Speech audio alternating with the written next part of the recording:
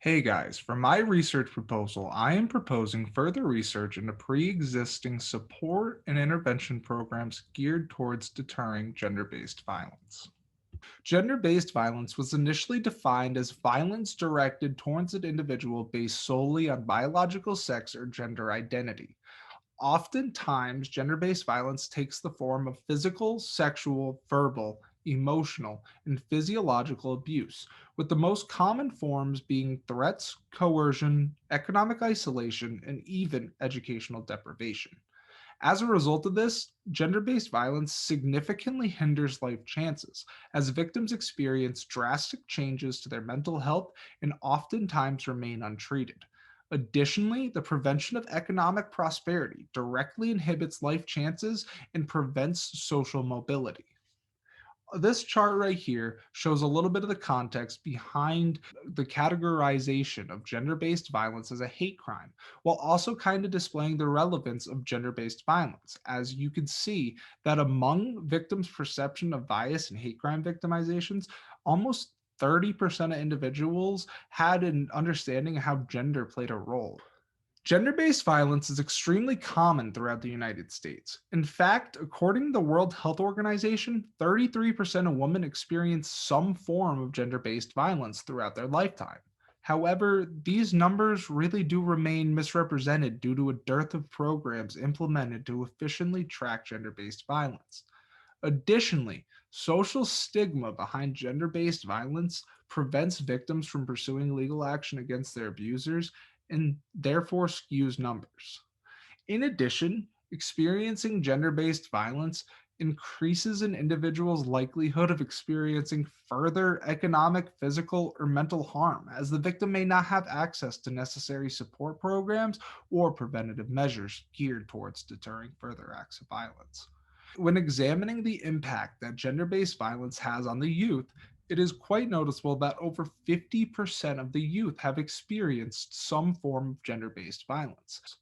This chart kind of gives a brief introduction into my project's analyzation of gender symmetry in regards to gender based violence. Unfortunately, most recent charts do not keep very good track of this, as there is really no support for the concept of gender symmetry. When analyzing the pre existing literature, it is observable that gender based violence is characterized as a human rights violation. Mary Atwell was one of the first researchers to expand on this claim and was able to determine that experiencing gender based violence directly violates guaranteed civil liberties protected by the United States Constitution. Additionally, literature highlights connections between lower social status and an increased rate of facing gender based violence. In fact, GBV is believed to be rooted in structural gender inequalities, patriarchy, and overall power imbalances. As a result, the social hierarchy system present within the United States effectively allows gender based violence to remain unchecked and remain prevalent. As a result, my research hypothesized that implementing more accessible and stronger programs in schools would deter GBV, as the implementation of more accessible programs would allow for the overall destigmatization of gender based violence while also giving victims a reliable outlet for support. My proposed plan for my research would be to provide an analysis of the effectiveness of current programs geared towards deterring gender based violence. Along with this, I would like to provide an analysis of the youth's accessibility to these programs. Ideally, my research will have a representative sample for my participants.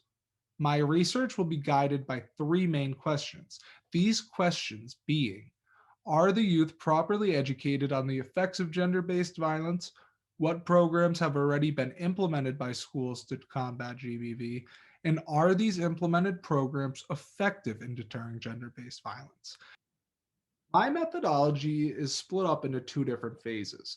Phase one of my research involves participant observation and a brief online questionnaire. Participant observation would come in play through my participation with the Victims Intervention Program. My participation in this program would allow me to build a rapport with other members of the community while also allowing for the addition of pivotal personal information and primary data. When engaging in this participation, I would like to maintain the active membership role as labeled by Adler and Adler in 1990. This role would allow me to maintain personal relationships with my participants and allow for the building of rapport and the continuing of discourse, however, would not violate ethical considerations as they would know of my status as a researcher. The brief online questionnaire would be distributed amongst three participating high schools. It is a 5 questions long and has one scaling question, and the remaining 4 questions are open ended questions.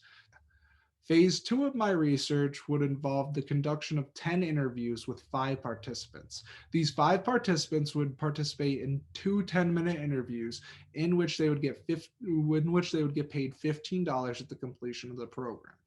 These interviews allow for elements of transcription and coding, which allow for the creation and establishment of themes and overlapping concepts. When analyzing the significance of phase one of my research, it is pretty significant that the research deals with my target population, or the youth. And alongside this, it allows for a full immersion into my research site, and it creates discourse with participants and establishes opportunities for me to build rapport with members of the community and even my participants.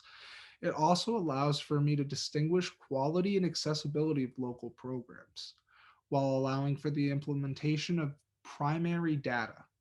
Phase two allows for the addition of personal experiences and beliefs, while also allowing me to identify overlapping themes and ideas as mentioned previously. Along with this, it allows me to gauge public opinion on the concept of gender based violence to determine whether or not the concept is determined relevant in the area. All in all, my research proposal maintains core ethical responsibilities, encourages further support of the implementation of early intervention programs, encourages a heightened sense of awareness, provides a direct outlet to support for those in need, and determines whether or not gender symmetry is present when analyzing gender based violence. All in all, my research aims to provide a safer society for all, regardless of gender, and hopes to do so by providing the analysis of pre existing support and intervention programs to determine whether or not they truly are effective